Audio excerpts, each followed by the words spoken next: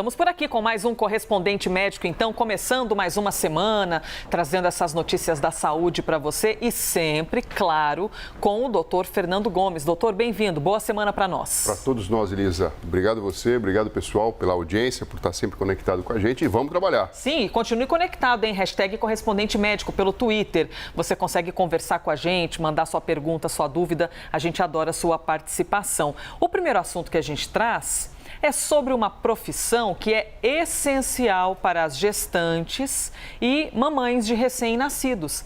Para algumas pessoas, essa palavra doula não é lá tão uma palavra íntima, com muito conhecimento. Para outras, já é algo super básico, não é? Super atual e moderno, do ponto de vista de, a cada dia mais, nós acompanharmos o quão profissionalizado está ficando esse trabalho. E agora vai ficar ainda mais, viu? Porque na última semana, as doulas têm uma mudança aí em suas vidas. O Senado aprovou o projeto de lei que regulamenta a profissão de doulas, que são as profissionais que dão suporte físico e emocional para as gestantes.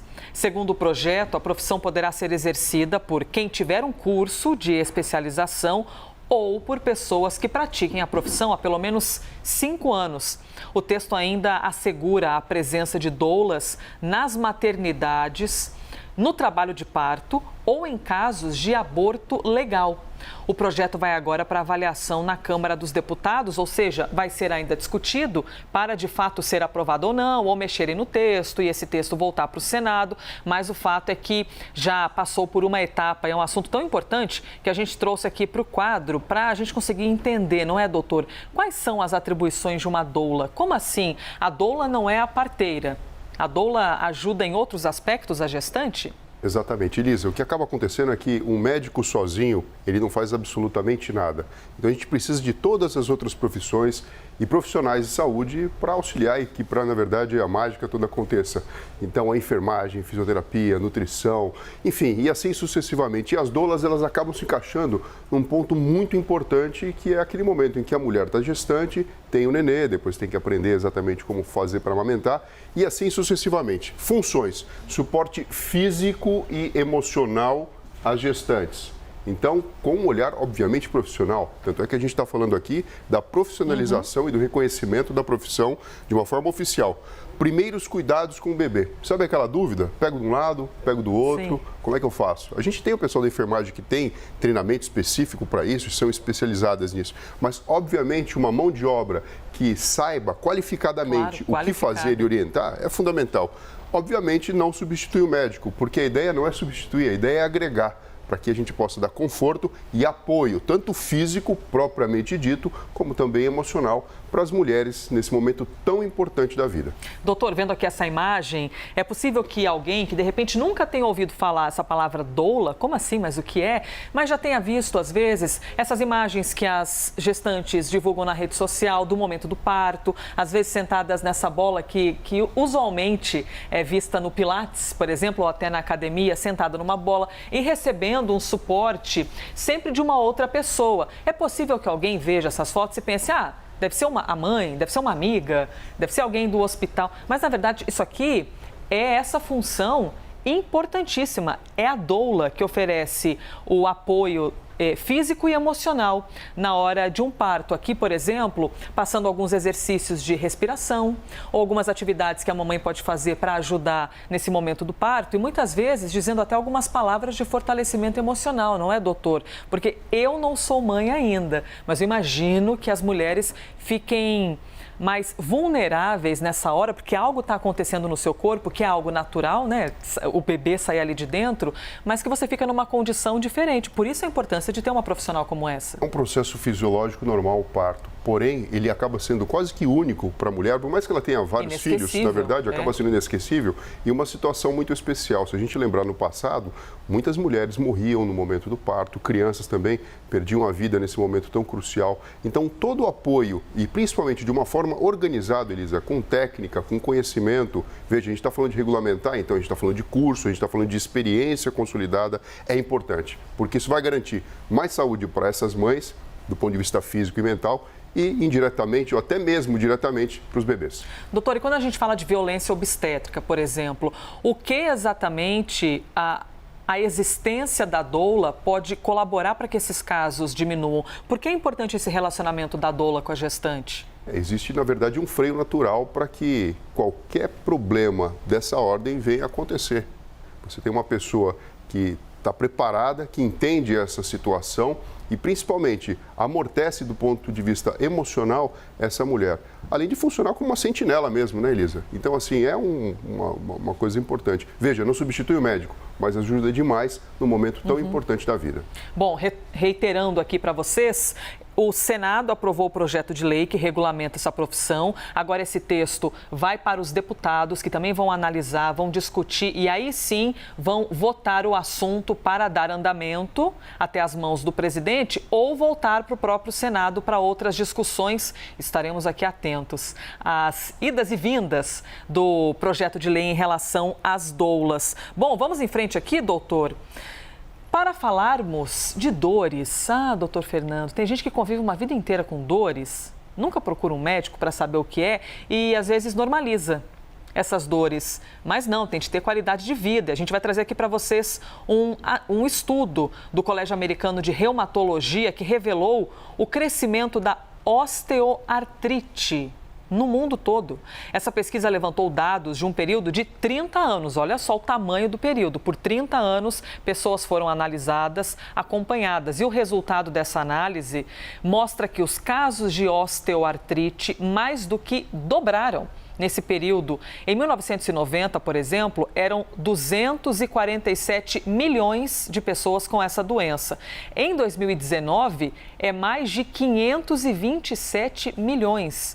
É um aumento considerável. Então, a gente trouxe aqui para o quadro para poder entender o que é exatamente a osteoartrite e artrite.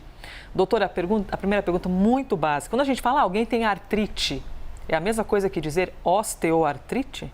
Olha só, quando a gente fala artrite, a gente está falando da articulação inflamada por algum motivo, quer seja traumático, inflamatória, imunológica.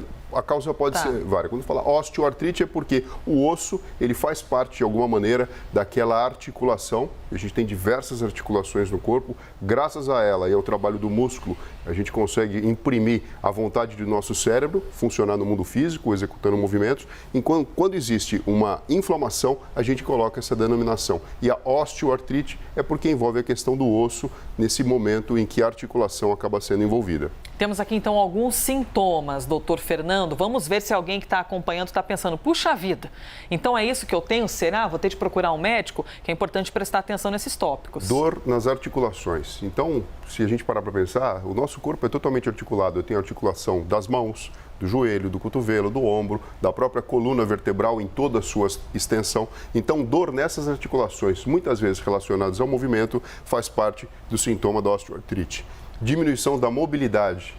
Então, é esperado que você tenha, na verdade, um leque de opções de movimento que você possa fazer. Se você tem uma redução da sua capacidade de movimentação, isso também pode fazer parte desse diagnóstico. Rangidos nas articulações. Então, não é normal existirem barulhinhos, crepitações. Dá uma agonia, né, às vezes. Sim, sim. E que não é aquilo de, fiquei muito tempo numa posição e estralou um pouquinho ali a minha articulação. Não. São ruídos constantes quando os movimentos são executados. E inchaços, né? Então, que basicamente o que a gente chama na medicina seriam os edemas.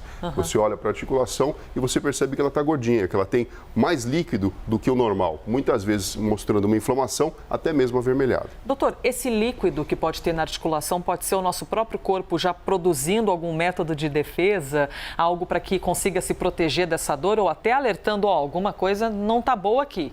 Muitas vezes caminha junto, né? A própria causa e efeito.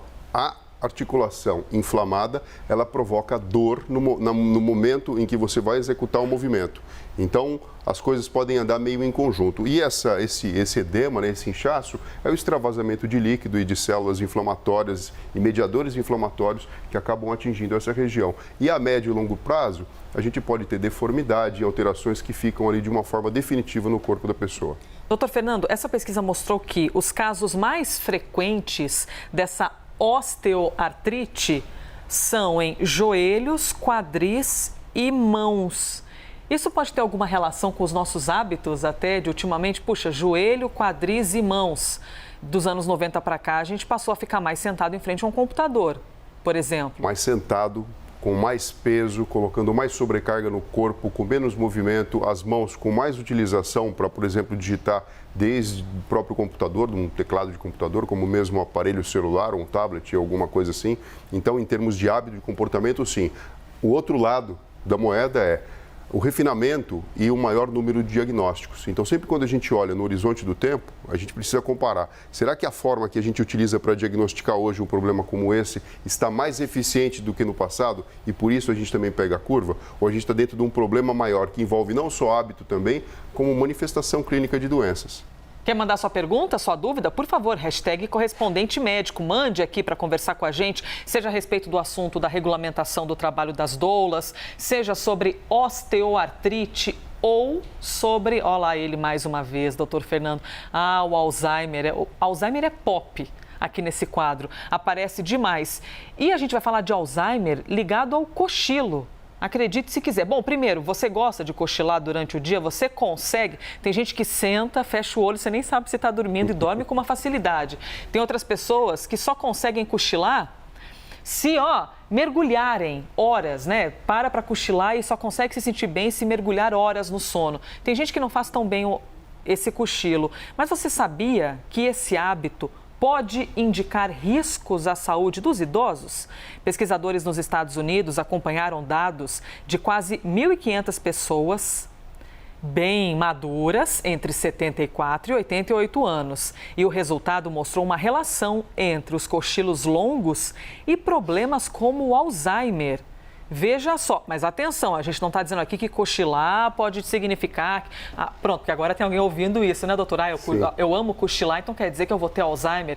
Não exatamente isso, gente. Por isso eu vou ressaltar aqui um estudo com pessoas que têm entre 74 e 88 anos e que viu que entre essas quase 1.500 pessoas existe uma relação do cochilo com o Alzheimer, doutor. Por que exatamente? Não é exatamente, Elisa, o fato de a pessoa querer tirar o cochilo e necessariamente isso trazer o diagnóstico do Alzheimer ou provocar o Alzheimer, mas acaba funcionando como uma dica. Ou seja, a pessoa está cochilando muito mais do que o normal ou no decorrer da sua experiência diária, isso é uma coisa muito comum? Alto lá, isso pode significar que exista aí uma demência, no caso o Alzheimer, se manifestando. É diferente você cochilar uma vez por dia. Essa imagem e aqui. Cochilar... Quem nunca foi pego assim, mais de uma hora por dia. Nesse ambiente, assim, o pessoal do metrô está bem acostumado aqui em São Paulo, né? Se você tirar foto da galera do metrô, metade está assim, claro, exaustão do trabalho. Mas todos nós já ficamos um dia, né, com essa boca aberta, assim, sim, abandonado na cadeira. E na verdade, doutor, o cochilo pequenininho, ele até ajuda, sabe? Aquela coisa de 20 minutos. O complicado que a gente está falando aqui é aquela pessoa que acordou, tomou café da manhã, cochila. Passou um período da manhã, está de novo sonolento. Depois do almoço, mais uma vez. Então, quando você olha, o sono no período da noite não foi tão eficiente assim. E durante o dia, a experiência que a pessoa deveria ter para enriquecer o seu cérebro e turbinar o funcionamento dos neurônios e neurotransmissores, deixa de existir. E quando isso acontece, olha só, 40% mais chance de ter o Alzheimer. Não é que cochilar leva ao Alzheimer, mas esse cochilo em excesso, ele pode significar que existe uma associação com esse diagnóstico. Mas isso é por qual motivo, doutor? Por exemplo, a pessoa poderia estar sendo estimulada, fazendo outras atividades, colocando o cérebro para pensar, para fazer outras coisas, e ela está dormindo em boa parte do tempo? Ou essa necessidade do corpo em querer ficar desligando, em querer descansar mais do que o normal, pode evidenciar a doença? É exatamente essa a explicação e esse o caminho que a gente tem que pensar. A alteração do ritmo circadiano. O natural é a gente dormir durante um período mais comprido, ali de 6 às 8 horas, principalmente quando não existe luz, no período da noite. E durante o dia, a gente tem a experiência de contato com o mundo físico, com a luz solar, enfim, com as experiências que a vida nos proporciona. Quando isso inverte ou é poluído por diversos micro necessidades de dormir, que acabam sendo cochilos muitas vezes prolongados, isso pode significar que o cérebro não está funcionando tão bem assim e tão organizado assim. E acaba sendo um indicativo que talvez o diagnóstico venha a ser uma demência. Doutor, quando a gente observa um idoso ou uma idosa, é muito normal, tá tirando um cochilo, a sonequinha da tarde, de manhã tira um cochilo, sentou e já dormiu um pouco. De que maneira a família, porque é importante falar para a família também, que é quem está observando isso, pode identificar que algo não vai bem? Tem de relatar isso ao médico? É importante avisar o médico que às vezes os cochilos estão um pouquinho além do que o normal? Exatamente, isso faz parte do processo da conversa com o médico, com o profissional, enriquecendo ele com esse tipo de informação. Se a gente pudesse estabelecer aqui uma orientação, olha, vamos fazer um diário de como funciona o hábito durante a manhã, tarde e noite da pessoa e levar isso para o médico, é algo extremamente importante, Elisa, porque são sinais e são indícios que as coisas não estão funcionando tão bem assim. É lógico que descansar um pouquinho no decorrer do dia pode ser bom, pode fazer bem para a pessoa, você não precisa ter uma demanda, de repente, de exercício físico, atividade e não permitir que a pessoa venha descansar. Mas quando o cochilo, ele se mostra presente, e a gente nota, né, que nem você brincou aqui com a figura do lado. Que a ele está abandonado, está largado nessa cadeira. A pessoa não está exatamente tranquila, alguma coisa está acontecendo que ela vem desligando o cérebro dela várias vezes durante o dia. Alto lá, isso pode ser um sinal indicativo de que algum problema está acontecendo e a gente pode intervir de alguma maneira. E quando é segunda-feira, a gente vê bastante essa imagem, hein, gente, desses cochilos aqui no cantinho da empresa, naquela sala do cochilo. Doutor Fernando, aproveitando que a gente está falando de cochilo, aqui tem a ver o cochilo com risco de Alzheimer em idosos com mais de 74 anos, entre 74 e 88 anos. Algumas pessoas têm uma tendência a mais de simplesmente tirar um cochilo e uma capacidade inacreditável de fechar os olhos e começar a cochilar. Mas isso também pode significar, às vezes, um problema, porque tem gente que cochila demais, mesmo que não esteja aqui dentro desse estudo, não é? O que acontece? Durante o período da noite, em teoria, a gente deveria ali ter o sono reparador e isso bastar. Durante o período do dia, quando o número de cochilos ele vem aumentando e isso impacta até na qualidade de vida da pessoa de relação, isso pode significar várias coisas, desde uma qualidade de sono comprometida, e aí o motivo de você procurar um profissional, fazer um exame de polissonografia para detectar se alguma coisa não está funcionando bem, ou até mesmo alguns diagnósticos neuropsiquiátricos, por exemplo, ansiedade, mas principalmente depressão. A depressão ela pode impactar, deixando o indivíduo com insônia ou então com hipersônia, com vários momentos de sono durante o decorrer do dia. Então, quando você percebe que a coisa fugiu do normal, foge do padrão do que a gente entende como aceitável, procurar um profissional, porque pode ter um diagnóstico escondido. Você passa por isso? Você tem algum amigo que tem esse cenário na vida de repente cochilou além da conta, parou e cochilou em qualquer lugar, ou que se não cochilar tantas vezes ao dia, sente que o corpo não está funcionando bem? Manda pra gente, #correspondente médico, a gente pode voltar nesse assunto, inclusive para entender com o Dr. Fernando Gomes por que aquele cochilo depois do almoço é tão bom, o que acontece com o nosso corpo, que dá aquele sono, aquela vontade de desligar um pouquinho, alguns conseguem por 10 minutos, outros embalam, né, por 1 ou 2 horas. Voltaremos a este assunto com certeza. #correspondente médico e Dr. Fernando Gomes, que é o nosso correspondente médico. Obrigada, viu, por mais um dia. Obrigado a você, Elisa. Pessoal, se cuidem e até breve. Mande sempre a sua participação.